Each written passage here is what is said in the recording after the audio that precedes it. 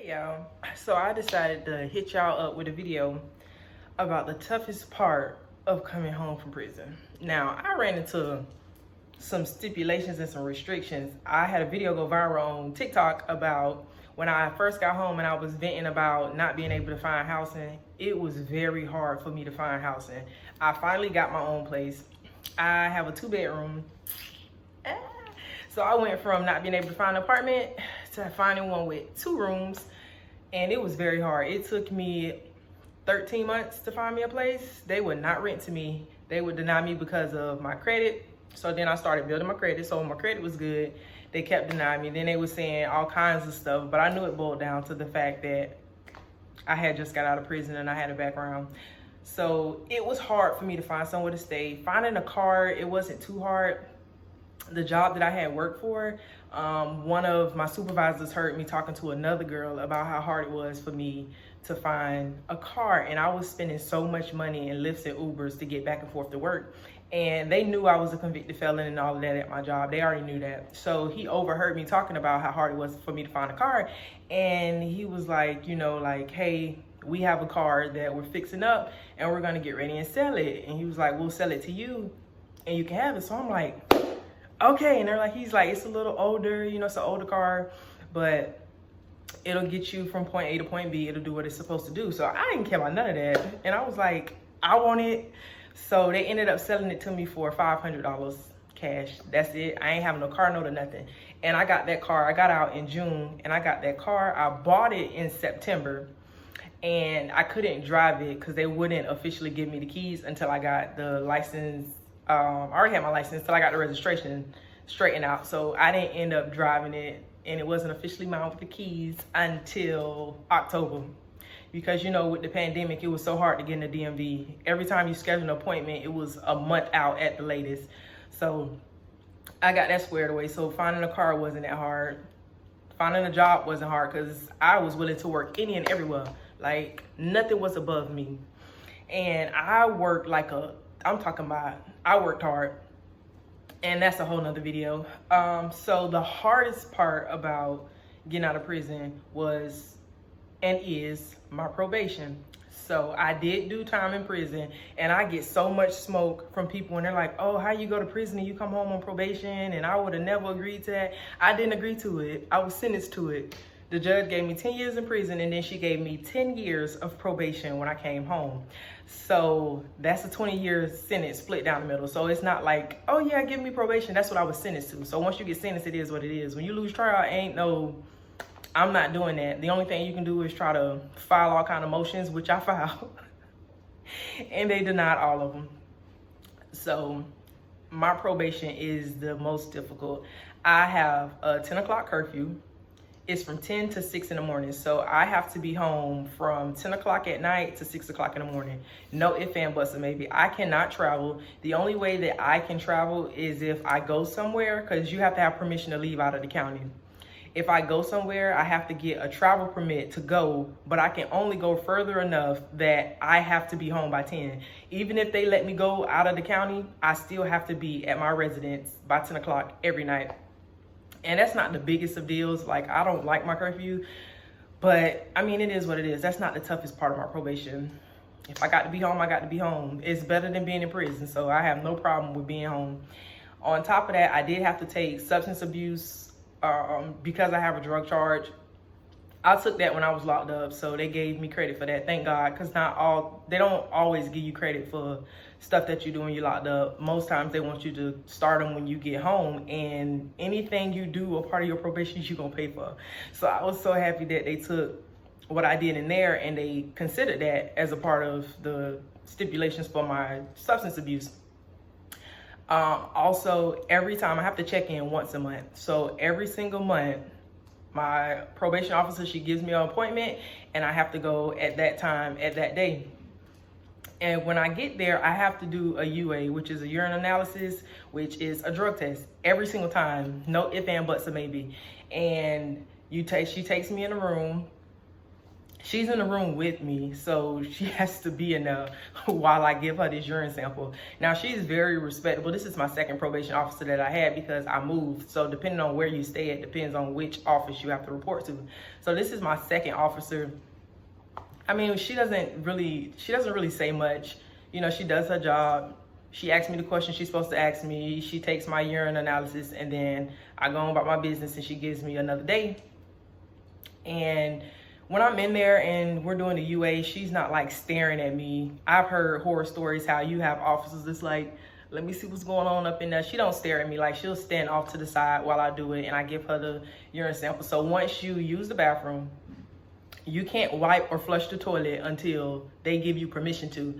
So I give her the urine sample. She has her gloves on, and then she tests it with whatever test she chooses, whether it's weed, methamphetamine, cocaine, crack, heroin, whatever test she chooses to use. I never ask her which test she's using because it doesn't matter. I'm gonna pass every time I go in. And then she just sticks it in the cup. It takes a few seconds. Now, when I have to do this UA, most of the time it's like a few seconds, and then she look at it and she throw it away, and she gives me the cut back, because she'll give me the cut back to pour in the toilet. And then she's like, you can wipe and get up, wash your hands, pull your clothes up, and flush the toilet. So most time it take a few seconds and she throw it in the trash. But every single time, even though I know I ain't did no drugs, every time it takes a minute for the results to come back, I'm always like, what's going on? What's going on? Because you can get a false positive, and you can also get a false negative. So even though I know my urine is clean, every time I go in there, I'm like, oh my goodness, I hope it ain't never like a fake positive. So I remember one time I went in there and she used one, and it was just like taking forever. And I'm like, oh my gosh, like what's going on? And she threw it in the trash and she opened another one. So I don't know if the first one didn't give her a good read, or if it was something wrong with the first one, or she just wanted to test me on 2 drugs. I don't know what it was. I didn't ask no questions. And she tested it again, and she threw it away, and I was good. Even though I do everything I'm supposed to do on my probation, I'm always nervous when I check in, because anything can happen. Anything can happen. Like, so I be on pins and needles every time I check in. Even when I know I'm good, I still be on pins and needles. So it is a relief every time I walk out of there. And on top of that, I do have court fines and restitution. Now, I went to trial, so when you take something to trial, you got to pay everybody's salary that's in there. You got to pay the prosecutor for his time. You got to pay the bailiff. You got to pay the judge. You got to pay all of them people in trial for using their time. The stenographer, all of them getting paid. So I have court fines and restitution, but because I have a trafficking charge, now there are certain crimes that if you commit, on top of the restitution you have to pay, you also have to pay a fine. And trafficking is one of those charges. So if you have a trafficking charge, you have, depending on how much weight you have, depends on what your fine is. So based off of what I was charged with, I have $100,000 fine. So that's 100,000, $100,000 fine on top of my restitution. So it is crazy. And it's like my minimum payment. So I know a lot of people hear about people getting their probation terminated early and getting off of probation early. Most times they're terminated when you're halfway through, as long as you've done all of your clauses in your probation and all of your money is paid off. Now, in order for me to pay that money off as much as I owe them on time over a 10-year span, my minimum payment is $1,100 a month. So if I wanted to get it terminated early in 5 years, I would have to pay $2,200 a month in probation and fines. And if that was the only bill I had in the world and I was living scot-free, that'd be nothing. You can take $2,200. I would give it to you more than once. But I don't know about y'all finances, but the way mine is set up, I can't just get them $2,200 a month. And the first time with my first probation officer, when she broke down my minimum payment, like I boo-hoo cried in this lady office. And it wasn't for sympathy. It wasn't because I wanted her to feel sorry for me. It was just the weight of it was like so overwhelming that I broke down. And she was like, she was real understanding. And she was like, you know what, it's okay. Don't worry about it. You know, it's a part of something that you have to do. She was like, but don't let it get the best of you. And I haven't let it get the best of me.